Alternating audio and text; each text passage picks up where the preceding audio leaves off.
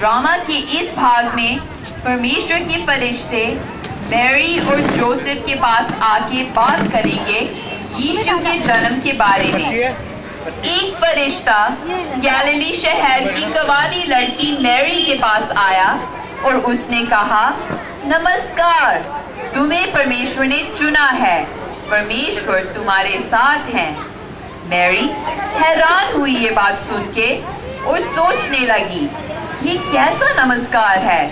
तो फरिश्ते ने कहा, डरो मत मैरी, परमेश्वर ने तुम्हें चुना है, तुम गर्भवती होगी और तुम एक बेटे को जन्म दोगी जिसका नाम तुम्हें यीशु रखना है। वो महान होंगे और वो परमेश्वर के पुत्र कहलाएंगे। वो राज करेंगे और उनके राज्य का अंत कभी ना होगा। तो मैरी ने कहा, मैं परमेश्वर की दासी हूँ, मैं परमेश्वर की दासी हूँ। जैसे आपने कहा वैसे ही हो मेरे साथ। जब मैरी ने ये सब बातें अपने मंगेतर जोसेफ को बताई और बताया कि वो गर्भवती थी, जोसेफ बेहद परेशान हुआ। जोसेफ ने सोच लिया कि वो चुपचाप से मैरी को छोड़ देगा। उसको लगा कि मैरी बदचलन है। सोचते सोचते जोसेफ को नींद आ गई और वो सो गया। एक परमेश्वर का फरिश्ता जोसेफ के पास आया, जोसेफ के सपने में, और कहा, जोसेफ, दाऊद की संतान, डरो मत, मैरी को अपना लो, क्योंकि जो बच्चा उसकी कोख में है वो परमेश्वर का बच्चा है। मैरी एक बेटे को जन्म देगी और तुम्हें उसका नाम यीशु रखना है, क्योंकि वो दुनिया के लोगों को उनके पापों से बचाएगा। जब जोसेफ सपने से जागा, उसने वही किया जो परमेश्वर के फरिश्ते का हुक्म था। जोसेफ ने मैरी को अपनाया और अपने घर ले आया अपनी पत्नी की तरह। पहला भाग खत्म। ड्रामा का दूसरा भाग, राजा का ऐलान। उन दिनों में रोम का शासक सीजर अगस्टस ने ऐलान किया कि पूरे रोम के लोगों की गिनती होगी, तो सब लोग अपने अपने शहरों में गए नाम लिखवाने।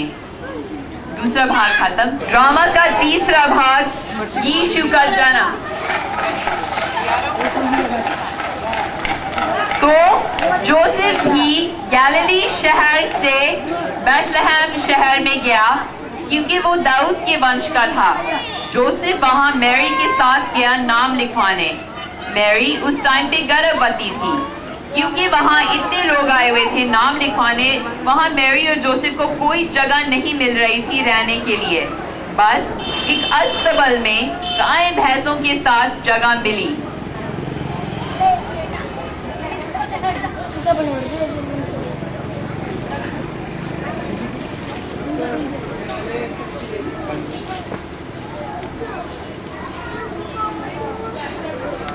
और मैरी ने अपने पहले बच्चे को जन्म दिया, जो एक बेटा था।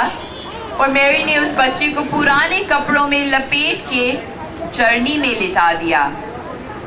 और यीशु अस्तबल में ही पैदा हुए थे। ड्रामा का चौथा भाग, चरवाहे। उन्हीं दिनों में परमेश्वर का फरिश्ता कुछ चरवाहों को नजर आया, और परमेश्वर की सामर्थ इतनी ज्यादा थी कि चरवाहे डर गए। लेकिन फरिश्ते ने कहा, डरो मत, मैं तुम्हें खुशखबरी सुनाने आया हूँ, एक बहुत ही खुशी की बात सारे जगत के लोगों के लिए। आज ही दाऊद के शहर में एक उद्धार करने वाला पैदा हुआ है, वो ही परमेश्वर है।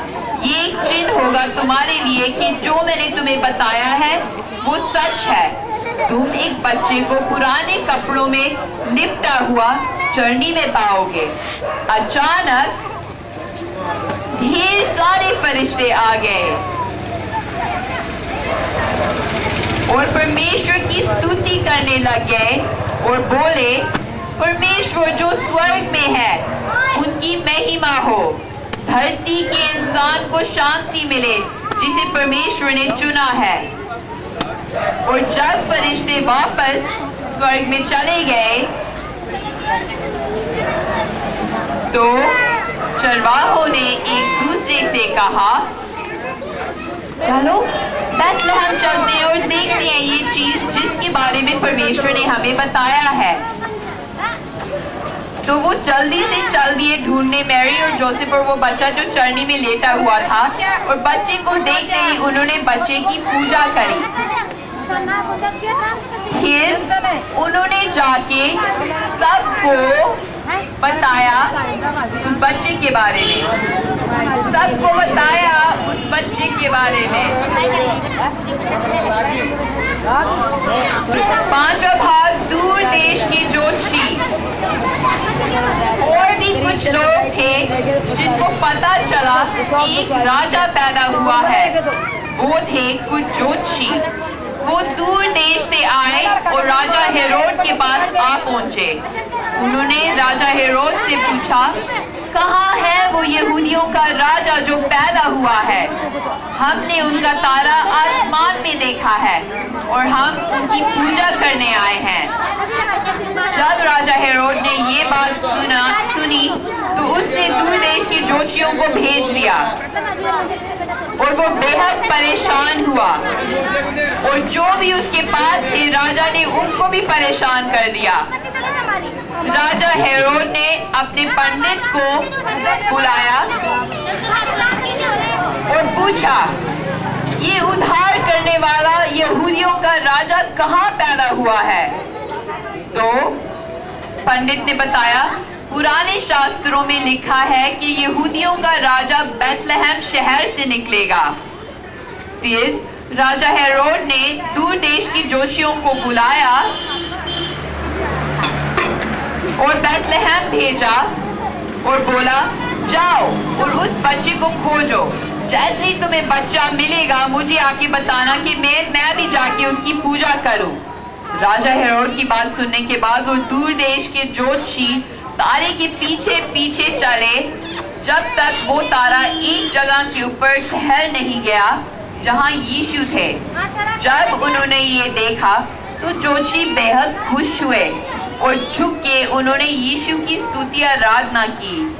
उन्होंने कहा, हम आपकी स्तुति करते हैं परमेश्वर और आपके लिए तोहफे लाए हैं। आपके जन्म पे हम लाए हैं सोना, धूप, अगरबत्ती और मरहम आपके लिए, क्योंकि आप जगत के राजा हैं, परमेश्वर हैं और उद्धार देने वाले हैं।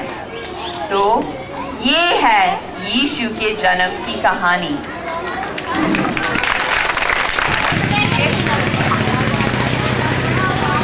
सब लोग इनकी तालियां बजाते हैं कि इन्होंने इतनी मेहनत करके आपके